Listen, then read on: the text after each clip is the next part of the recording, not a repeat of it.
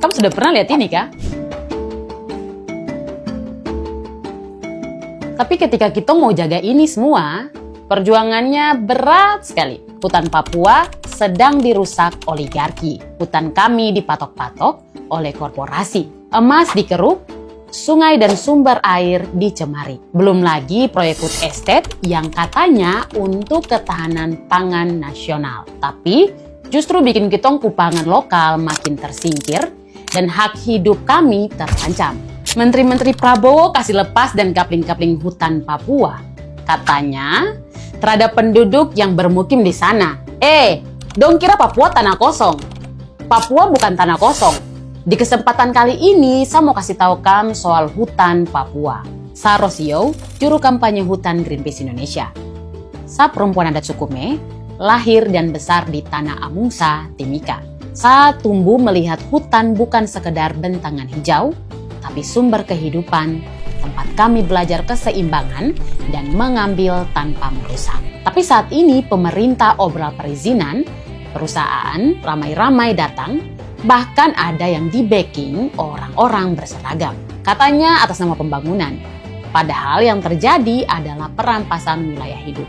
Sumber daya alam kami dikeruk habis, masyarakat adat Papua ditinggalkan dengan luka dan tangis.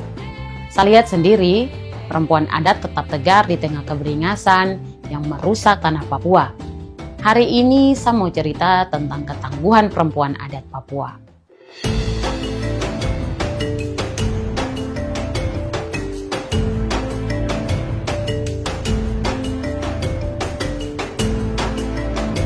Hutan Papua adalah salah satu benteng terakhir Indonesia, bahkan dunia, dalam menghadapi krisis iklim.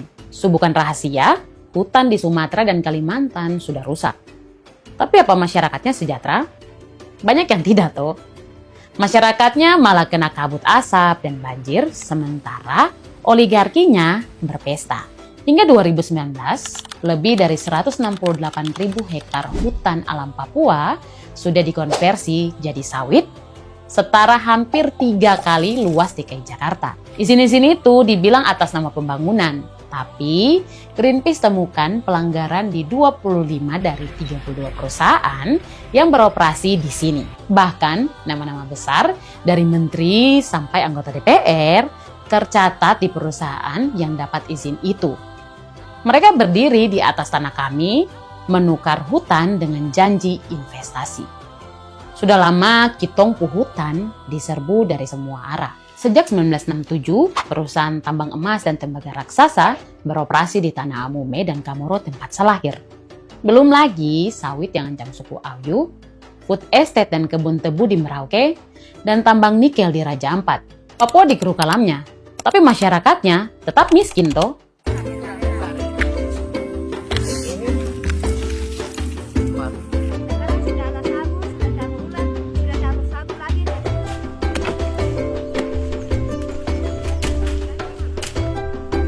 Hubungan antara hutan Papua dan perempuan adat sangat erat.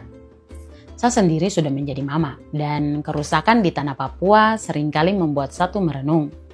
Bagaimana sebuah anak dan anak-anak lainnya akan menjalani hidup ke depannya jika hutan terus ditebangi? Apakah mereka masih akan bisa melihat hutan dan hidup ditopang dari sana? Atau akan kelaparan dan menderita dengan kehancuran yang terjadi begitu masif sekali hingga saat ini?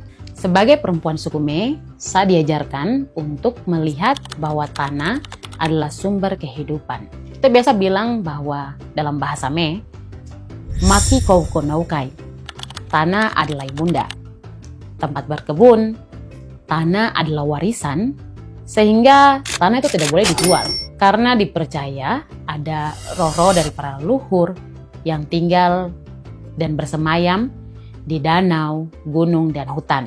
Hidup kami bergantung pada alam dan adat istiadat leluhur yang hingga hari ini sangat kental. Sukume punya satu filosofi yang sudah ada dari kita bapak dan mama sana tentang do melihat, gai berpikir, ekowai bertindak.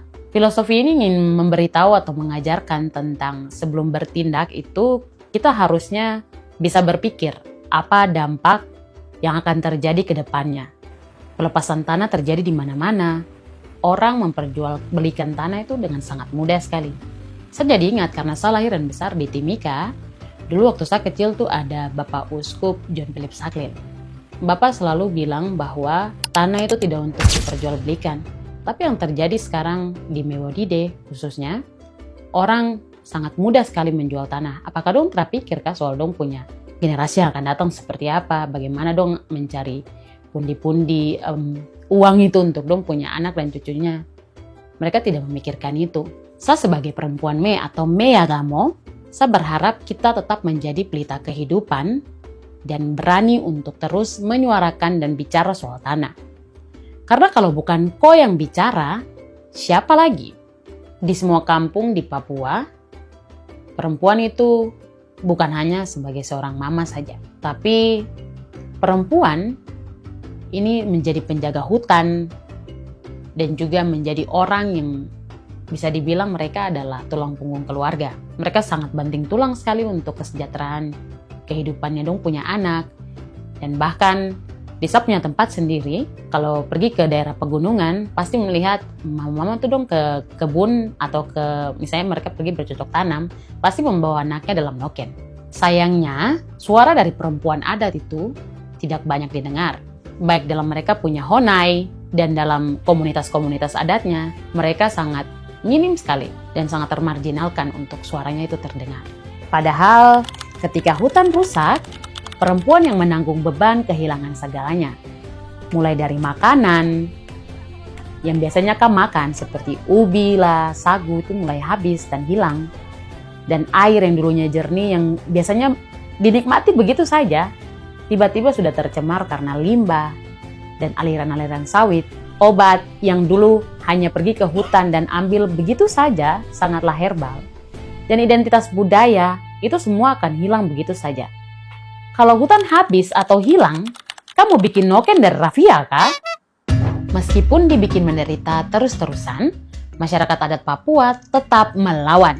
Ada yang berjuang lewat pengadilan, seperti masyarakat Auyu yang menggugat pemerintah karena izin sawit, masyarakat adat dari Merauke yang menguji pasal PSN ke Mahkamah Konstitusi, ada juga yang berjuang demi pengakuan hutan adat, seperti masyarakat adat Tehit Knasaimos. Kita anak muda juga tidak boleh diam saja.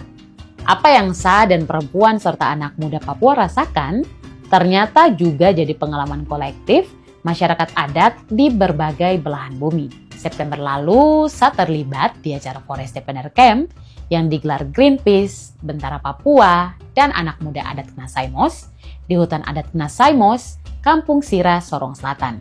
Anak muda adat dari Papua, Amazon, Cekungan Kongo, serta Sabah dan Sarawak berkumpul.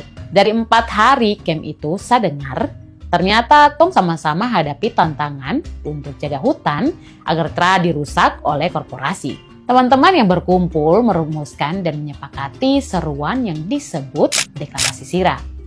Deklarasi ini menuntut para pemimpin dunia untuk perhatikan 7 isu penting. Pertama, pengakuan dan perlindungan hak. Kemudian, partisipasi bermakna dan kepemimpinan masyarakat adat, serta keadilan gender, juga penghentian kekerasan termasuk oleh militer dan perusahaan, dukungan untuk solusi yang dipimpin masyarakat adat, serta akuntabilitas global dan integritas masyarakat sipil. Dari Papua, saya akan membawa pesan dan tuntutan pemuda adat lintas negara ini ke COP30 di Belém, Brasil. COP30, barang apa itu? Jadi sebentar lagi para pemimpin dunia akan berkumpul di Brasil di pertemuan COP30 Forum Negara-Negara Anggota Konferensi Iklim PBB untuk bahas persoalan iklim. Tahun ini digelar di Belém, kota di tepi Amazon, hutan hujan besar seperti di Papua. Karena itu COP30 akan jadi COP penting dalam sejarah. Untuk pertama kalinya, dunia tak bisa lagi tutup telinga dari kenyataan ini. Bahwa tanpa masyarakat adat tidak ada solusi iklim. Karena kitorang garda terdepan pelindung hutan. Kitong ingin COP30 jadi titik balik, bukan cuma bicara tipu-tipu.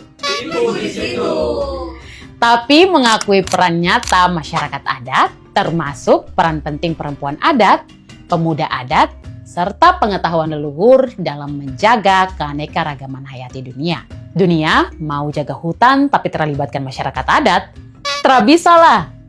Masyarakat adat harus diakui dan dilibatkan dalam tiap keputusan penting ini. Tahun ini juga ada pendanaan global baru bernama Tropical Forest Forever Facility atau TFFF. Lain kali saya jelaskan karena ini cukup bikin pusing. Intinya dana ini katanya untuk bantu masyarakat adat jaga hutan mereka. Tapi bagi kitong, bantuan bukan hanya soal uangnya, tapi soal kepercayaan yang diberikan. Jangan lagi ada solusi tipu-tipu atau dana yang dinegosiasikan tanpa dengar suara kami.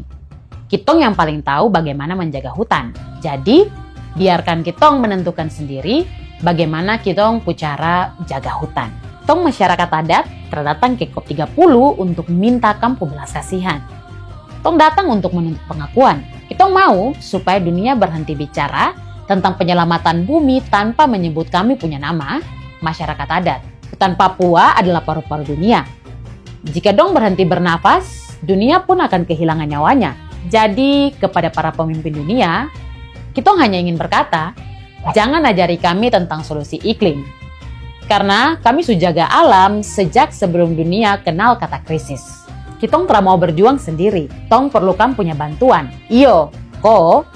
Apalagi kan generasi muda yang akan menjadi pewaris akhir dari kerusakan ini. Ikuti sapu perjuangan ke COP30 Brasil dan mari suarakan isu ini sama-sama. Jangan lupa untuk terus desak pemerintah Indonesia dan DPR RI supaya segera sahkan RUU Masyarakat Adat.